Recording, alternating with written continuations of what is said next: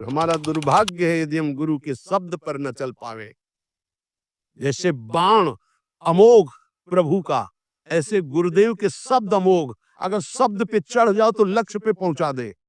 तुम्हारी चलने की ताकत नहीं है, गुरु के शब्द पर चढ़ के जाया जाता है। बात ध्यान रखो।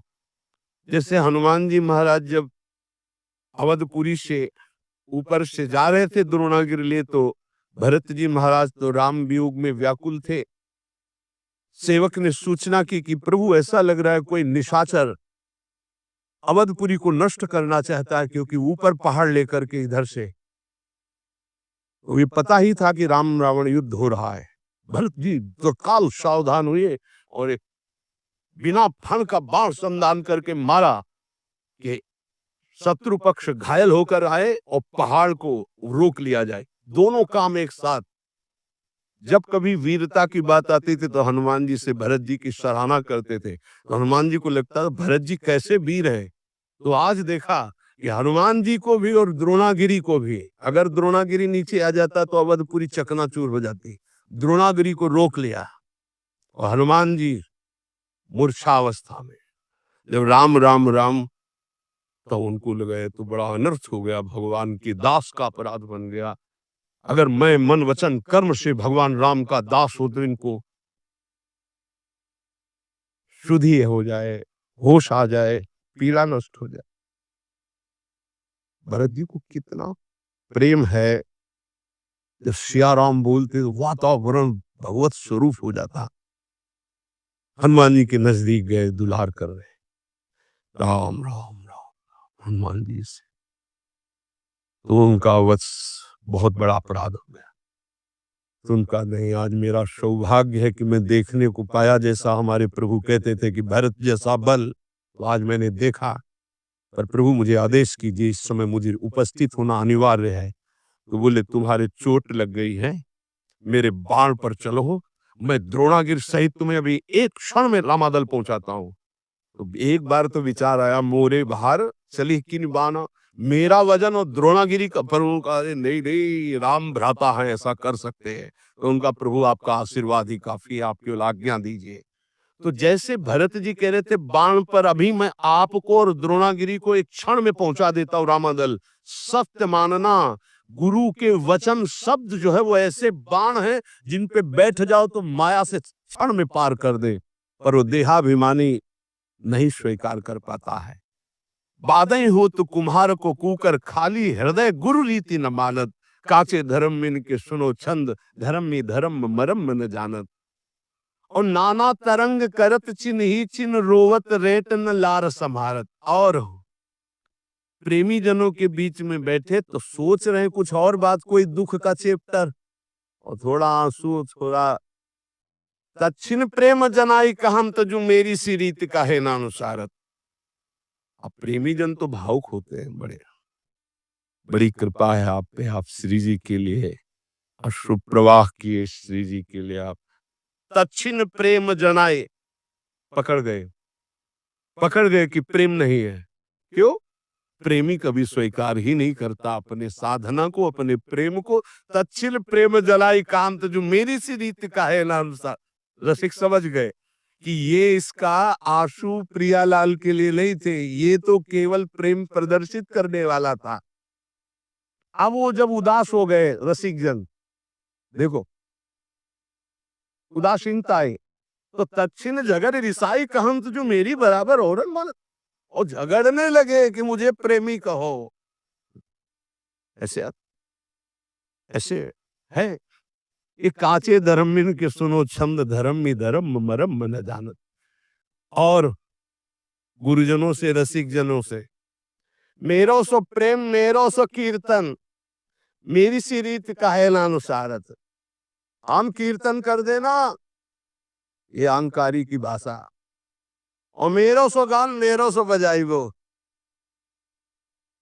ऐसा भी होता है। मेरो सुकृत सवै जो विसारत। एक बार चांस दीजिए, फिर आप देखेंगे जब चांस दिया ना तो देखा कि सुनने के नीचे माइनस पे आ गए। अहंकारी श्री जी के आगे नहीं गा सकता, ध्यान रखना। और जिनको देखा रो करके ऐसे रंग जमा दिए। जिनको था कि मैं कुछ नहीं हूं, रो रहा है श्री जी के चरणों में, तो रंग जम गया। और जिनको था कि हाँ कुछ नहीं, बोले मेरो सो प्रेम मेरो सो कीर्त। बात करने से पता चलता है कि साधक रसिक है या अहंकार का रसिक है, सी जी का रसिक है या अहंकार का रसिक। वैसे प्राय अहंकार का ही होता है। कोई बिरला जो कहे हरिवंश रस बिरलो समझनहार। यहाँ तो ऑपरेशन थिएटर है, यहाँ तो तुम्हें इत्र लगा के नहीं भेजा जाएगा, यहाँ तो ऑपरेशन करके भेजा जाएगा। अगर ऑपरेशन नहीं हुआ तो फिर कहाँ जाओगे? रसिकों की सभा में तो ऑपरेशन होता है। मेरो सो प्रेम मेरो सो कीर्तन मेरी सी रीत का है अनुसारत, और मेरो सो गान मेरो सो बजाई वो, ऐसा भी है। बहुत बहुत प्रकार से हमें देखा है। अहम कहने कीन हो इस कबहू अभिमाना, सुख हो वंचा कृपा निधाना। भगवान के दरबार में, श्री जी के दरबार में, यही दरबार दीन को आदर रिद सदा चली आई। अब छानी मर्जाद बुरून सो बोलत, कंचन कांच बराबर मानत। ये जो कच्चे धर्मी होते हैं, गुरुजनों से ऐसे बात करते हैं मर्यादा छोड़ करके, ये कांच और हीरे को बराबर समझते हैं। ऐसा होता है, ऐसा कांचे धर्मी लोग, और तो पूरा और डाल दे। हाँ और अच्छा है, तुम कैसे हो? हाँ, काचे धर्मिन की सुनो छंद धर्म में धर्म मन। जब गुरुजन हंसकर बात करें तो तुम बहुत गंभीर हो जाओ। आज कृपा की वर्षा हो रही, जवाब देना नहीं उचित है, पान करना उचित। उनकी उस कृपा का पान करो। जब गुरुजनों से कभी बात करने का अवसर हो तो ऐसे बात करना चाहिए, कहीं हमारे मुख से कोई थूक की छींट उनके ऊपर न चले, ऐसे बात करनी चाहिए। बहुत सावधानी से गुरुजनों का सेवन किया जाता है, तो गुरुजनों में ही लाडली जो दिखाई देने लगते हैं। हम गुरुजनों को बहुत बहुत संत मानते हैं, इसके आगे हमारी दृष्टि है, और उसमें भी कुछ प्रश्नवाचक चिन्ह रख के, प्रश्नवाचक चिन्ह रख के संत मानते हैं। अगर हमको ये साक्षात भाव आ जाए कि मेरी लाडली जो मेरे गुरुदेव के रूप में है, तो निश्चित समझो कुछ ही दिनों में आपका परिवर्तन बहुत जोर से हो जाए। इसे कहा गया गुरुर ब्रह्मा गुरुर विष्णु गुरुर्देव महेश्वरा, गुरु साक्षात परब्रह्म तस्मै श्री गुरुवे नमः। पर ऐसा केवल बोला जाता है, श्लोक में भाव किसी के बिरले होते हैं कि मेरे परब्रह्म परमात्मा साक्षात गुरुदेव जी, मेरी लाडली गुरुदेव जी। तो बोले देखे भले जो भले, तुम आपनो और परायो न जानत। हाँ जो सदारस रीति बखानत, मेरी बराबर ठागन मानत। बोले देखे भले जो भले, तुम आपनो और परायो न जानत। अभी कपड़ा केवल कल बदला है, कुछ ज्ञान नहीं है। महापुरुषों की सभा में आसन दिया जाता है, चौड़े में आके बैठ जाते हैं, ऐसा नहीं होना चाहिए। गुरुजनों की, बड़े जनों की जहां आसन मिलता है, उस आसन को माथा रख कर प्रणाम करके समेट कर बैठा जाता है। उसे समेट कर रख दिया, हाथ जोड़कर बैठे। इस परीक्षा होती है कि आप कितने योग्य उपासक हैं। वयोवृद्ध और सिद्धों की बात जाने दो, लेकिन साधक को चाहिए कि अगर सभा में गुरुजनों की या पूज्य जनों की सभा में आसन मिले तो आसन पे नहीं बैठना चाहिए। तत्काल उस आसन को प्रणाम करके समेट कर रखा जाए और जमीन पे बैठा जाए, या अन्य उस आसन, विशेष जो आसन दिया गया उस पे नहीं, उसका कोना पकड़ कर धीरे से हटा के फिर ऐसे। ये महापुरुष जन इसको देखते हैं, ऐसे बड़ी प्रवीणता से देखते हैं। जिस समय मनु शतरूपा और देहूती जी पधारी करदम जी के यहाँ भगवान के आदेश से ब्याह के लिए, 3 आसन बिछाए। सम्राट को अर्घ देना ये अनिवार्य होता है, चाहे जितना बड़ा कोई ऋषि हो, क्योंकि वो भगवान का स्वरूप माना जाता है। तो उन्होंने पुनः अर्घ दिया करदम जी को। जब मनु जी को अर्घ दिया तो उन्होंने करदम जी को भी अर्घ दिया। परस्पर प्रणाम हुआ और आसन को स्पर्श करके फिर आसन पर बैठ गए महाराज मनु। शतरूपा जी ने महाराज मनु जी का अनुकरण किया, लेकिन देहूती जी ने माथा रखा आसन पर और समेट करके आगे रखकर भूमि पर बैठ गए, क्योंकि पति के द्वारा दिया हुआ, प्रीतम के द्वारा दिया हुआ और स्वामी के द्वारा दिया हुआ आसन, उसे सम्मान करना चाहिए, ना कि उसपे प्रथम प्रथम है ना मिला। ऐसे ही शिष्य का होता है। गुरुजनों के यहाँ या पूज्य जनों के यहाँ अगर हम जाएं और हमें आसन मिल रहा है तो हमें प्रणाम करके आसन को समेट के रख देना चाहिए। ऐसे नहीं नहीं बैठे हम तो आपके चरण रज में बैठने का लाभ लेने आए हैं, हमारा अधिकार आसनों पर बैठने का नहीं, ऐसा दैन्य भाव से। तो बोले कैसे दो पाऊं तिहारे हृदय को, आन द्वार के मोही न जानत। सेवक जी महाराज कहते हैं तुम हमारे हृदय की बात को कैसे समझ पाओगे, तुम अभी आन द्वार में हो, कच्चे धर्मी हो, कहीं मान प्रिय है, कहीं संसारिक धन का लाभ प्रिय है, कहीं भोगों का लाभ प्रिय है। हमारे द्वार में खड़े हो तो तुम्हें समझ में आएगा कि रसिक किसे कहते हैं। जहां किंचन मात्र सुसुख वासना नहीं, केवल श्यामा श्याम का अनुराग। आन द्वार के मोहि न जानत, काचे धर्म इनकी सुनो छंद, धर्म में धर्म मरम न जानत। और तरंग सुनो अति मीठी, सखीन के नाम परस्पर बोले। ये सब मना किया गया, वाणी जी है, बहुत बड़े महापुरुष बोल रहे हैं। ये वृंदावन नित्य विहार रस है, इसमें ये सब ना करे तो रस प्राप्ति हो जाए। और तरंग सुनो अति मीठी, सखीन के नाम परस्पर बोलत। लाल गाने, पलके भी लाल। अरे यहाँ लाली मेरे लाल की, जित देखूं तित लाल। जिधर देखे मेरा प्रीतम, ये श्रृंगार है अपने हृदय का। और लाली देखन मैं चली तो मैं भी हो गई लाल अंदर से, प्रिया प्रीतम में। एक गाल लाल करने से लाल थोड़ी मोहित हो जाएंगे, फिर क्या होता है ये भी दर्शन किए हैं। और तच्छिन केस गहंत जो मुष्टि हनि, साकत शुद्ध बचावत डोलत। ये चलता है। 100 वाला नोट तूने क्यों दिया? बोले वो हमारी तक दिया था, एकांत में चल रहे हैं घूसे। ये सखी सहचरी की उपासना नहीं भाई, यहाँ मोक्ष सुख का भी त्यागी है, इसलिए बाहरी। बोले अपनी सहचरी भाव को पास, तो सहचरी शरीर है क्या? अरे बनिता पुरुष भाव मिट जाए, सेवे ललितादि के भाई। ये परम हंसों का रस है। ऊपर से चुनरी और चोली पहनने से सहचरी नहीं हो जाता। स्थूल सूक्ष्म कारण तीनों शरीरों का त्यागी सच्चिदानंद भाव का सहचरी भाव है।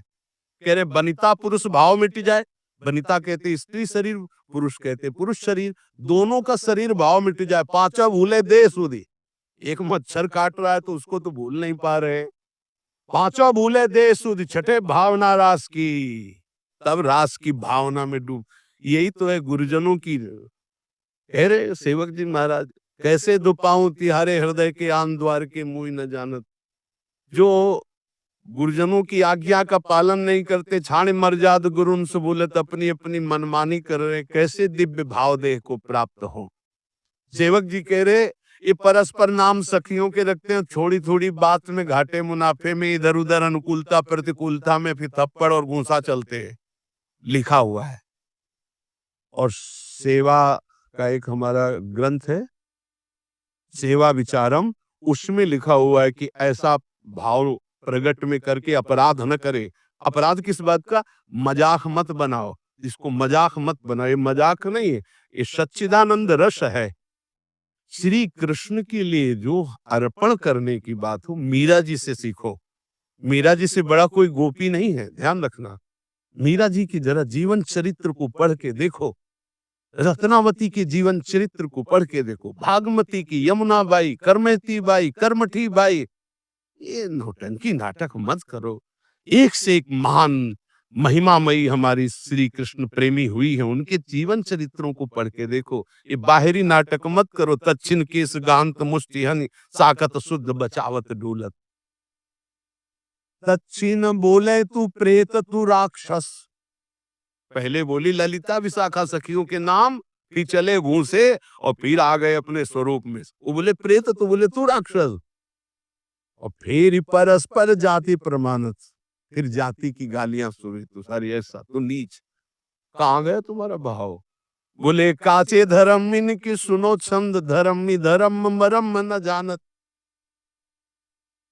कभी संग मत करना, ऐसा प्रार्थना है सच्ची। मान लीजिए इस समय इस रस में इतनी ऊंचाई पर सब महापुरुषों को प्रणाम है, लेकिन जो गुरुदेव की ऊंचाई, शांत भाव, दास्य भाव, सख्य भाव, वात्सल्य भाव, गोपी भाव, सहचरी भाव की जिस ऊंचाई पर गुरुदेव भगवान है, ऐसे बिरले कोई महापुरुष होते, बिरले महापुरुष होते हैं। ये हमारा सौभाग्य है कि मुझे लाडली जी ने ये गर्व करने के लिए दिया कि मेरे गुरुदेव ऐसे हैं, मेरी स्वामिनी ऐसी है। सेवक जी महाराज कह रहे हैं, ऐसे मार्ग से भ्रमित होकर कोई मनमानी आचरण ना करे, नहीं तो रस की प्राप्ति नहीं होती। बोले भूल करके कभी ऐसा संग नहीं, और ऐसा कभी, बोले परमहंसों का एकांतिक रस है। जान्यो धर्म देखी रस रीति, जो निष्ठुर बोलत बदन प्रकाशित। बोले ये जो कच्चे धर्मी लोग होते हैं, ये बहुत कड़ुआ बोलने वाले होते हैं। इनका नाक में गुस्सा रहता है, कच्चे धर्मियों के। निष्ठुरता पूर्वक हृदय में चुभ जाए ऐसे वचन बोलते हैं। सेवक जी कहते हैं, इस प्रकार के आचरण करने वाले कच्चे धर्मियों का कभी संग नहीं करना चाहिए, नहीं तो ऐसे न वैसे रहे मजरेढो। पाछलियों जो करी निर्वासित, मजरेढो बहुत ज्यादा होते हैं। मजरेढो समझते हो? न गृहस्थ के, न विरक्त के, न संसार के, न प्रभु के, बीच में डोलते हैं, ऐसे बहुत होते हैं। ऐसे न वैसे रहे मजरेडो, पाछलियों जो करी निर्वासित। फिर ये वही फिर जैसे के तैसे वही पहुंच गए, वैसे उससे भी नीचे गिर गए, क्योंकि गिरे हुए पुरुष को तो उठने का चांस है, लेकिन जो उठ करके गिरता है उसकी हड्डी टूट जाती है, उसको फिर उठने का चांस नहीं रहता। एक बार भगवत कृपा हुई, आप शरणागत हुए, भगवत मार्ग पर चले, और आपने गुरुद्रोह अवहेलना, फिर वो जो गिरता है तो मूल मेरुदंड टूट जाती है। मेरुदंड, अब उपासना का भाव ही नष्ट हो गया। अब किस जन्म में, कब, किस युग में अवसर ऐसा आवेगा, भटको। काचे धर्म इनके सुनो छंद, धर्म धर्म मरम मन जान। ये ऐसे होते हैं, एक रिसाने से रूखे से दीखत, पूछत रीति भभूकत धावत, एक रंग मगे बोलत चालत, मामूले हु बपुर जुजनावत।